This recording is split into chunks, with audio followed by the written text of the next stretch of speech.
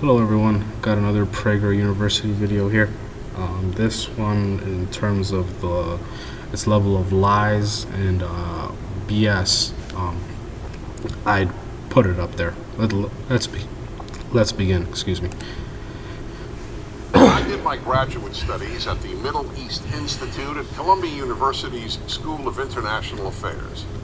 I took many courses on the question of the Middle East conflict.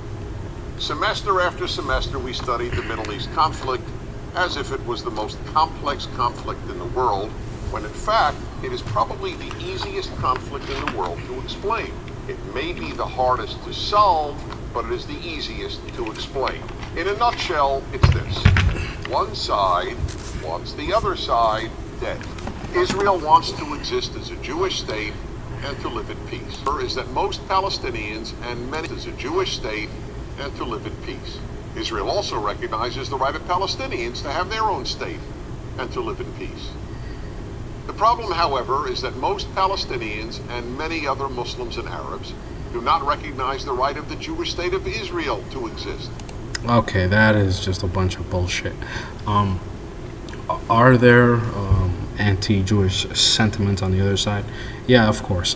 But Dennis Prager here, he's trying to portray this as if it's only as if this bigotry only exists on one side. There is plenty of anti-Muslim, anti-Arab, and anti-Palestinian rhetoric on the Israeli side. I mean, just YouTube Netanyahu speeches on the Palestinian issue. He practically says that Palestinians don't exist. In fact, many of his top allies, as you see right here, say Palestinian statehood does not exist because there's no P in Arabic. So this is how insane and deranged that the Israeli far right is. But Dennis Prager here, he wants you to believe that it's only the Palestinians are crazy and deranged. Let's continue. This has been true since 1947, when the United Nations voted to divide the land called Palestine into a Jewish state and an Arab state. The Jews accepted the United Nations partition, but no Arab or any other Muslim country accepted it. When British rule ended on May 15, 1948, the armies of all the neighboring Arab states, Lebanon, Syria, Iraq, Transjordan, and Egypt, attacked the one-day-old state of Israel in order to destroy it. But to the world's surprise, the little Jewish state survived. Well, many of these Arab armies were poorly equipped, they were poorly trained, and not very well led. In fact, many of the Arab nations in 1948 were competing with one another rather than focusing on their objectives. Dennis Prager here, he wants you to believe that in 1948 there were all these Jews in Israel that were unarmed, innocent, and defenseless, but that simply wasn't the case. In fact, the opposite was true. Many of them were well armed. They had a lot of combat experience from World War II, and they had a singular objective. Then it happened again. In 1967, the dictator of Egypt, Gamal Abdel Nasser, announced his plan, in his words, to destroy Israel. He placed Egyptian troops on Israel's border, and armies of surrounding Arab countries were also mobilized to attack. However, Israel preemptively attacked Egypt and Syria. Israel did not attack Jordan and begged Jordan's king not to join the war. But he did. And only because of that did Israel take control of Jordanian land, specifically the West Bank of the Jordan River. Shortly after the war, the Arab states went to Khartoum, Sudan, and announced their famous three no's: no recognition, no peace, and no negotiations.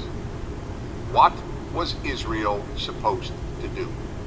Well, one thing Israel did a little more than a decade later in 1978 was to give the entire Sinai Peninsula, an area of land bigger than Israel itself and with oil, back to Egypt, because Egypt, under new leadership, signed a peace agreement with Israel.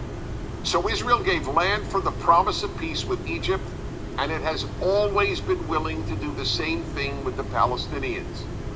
All the Palestinians have ever had to do is recognize Israel as a Jewish state and promise to live in peace with it. That's not true.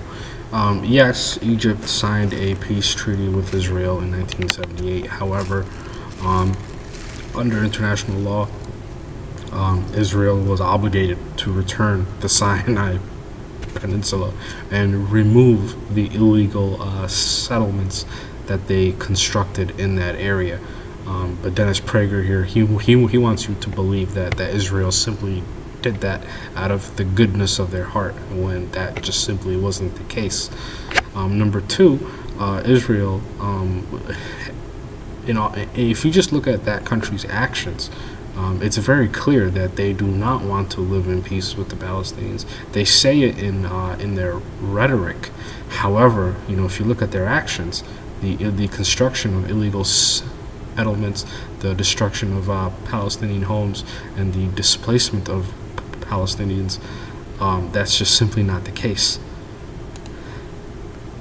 But when Israel has proposed trading land for peace, as it did in 2000, when it agreed to give the Palestinians a sovereign state in more than 95% of the West Bank and all of Gaza, the Palestinian leadership rejected the offer and instead responded by sending waves of suicide terrorists into Israel. That's bullshit. What in 2000, the deal the Palestinians were offered, they're offered a state that could not control its borders, a state that could not control its own airspace, and a state that Israel had a say-so with what went in and what went out. And the Palestinians were forbidden from having an army, they were forbidden from having an air force, and they were forbidden from having a military. Ladies and gentlemen, this is not a state. That's just a BS deal that the Palestinian leadership was offered. Meanwhile, Palestinian radio, television, and school curricula remain filled with glorification of terrorists, demonization of Jews, and the daily repeated message that Israel should cease to exist. So it's not hard to explain the Middle East dispute. One side wants the other dead. The motto of Hamas, the Palestinian rulers of Gaza, is, "We love death as much as the Jews love life." There are 22 Arab states in the world, stretching from the Atlantic Ocean to the Indian Ocean. There is one Jewish state in the world, and it is about the size of New Jersey. In fact, tiny El Salvador is larger than Israel. Last I checked, when I looked at the history books, El Salvador did not invade and steal somebody else's land. Last I checked, El Salvador isn't holding a large group of ethnic minorities, or in this case, the Palestinians are not a minority, but they're not holding a large group of people in what many would call an open-air prison. And last I checked, the El Salvadorians are not building settlements in somebody else's land. All right. I mean, I don't know what Dennis Prager here is trying to get at, but Israel's actions, like I stated earlier, are the opposite of peace. Israel is on a mission to wipe out any prospect of a Palestinian state, and they are clearly on a mission to create and solidify a Jewish state. Finally, think about these two questions. If tomorrow Israel laid down its arms and announced, "We will fight no more," what would happen? And if the Arab countries around Israel laid down their arms and announced, "We will fight no more," what would happen? In the first case, there would be an immediate destruction of the state of Israel and mass murder of its Jewish population. Dennis Prager here is implying that the Arab states and their militaries are so powerful they would destroy Israel. And that's not the case. Israel receives over $38 billion in military aid, and not to mention the protection of the American military. Only an idiot would attack such a country.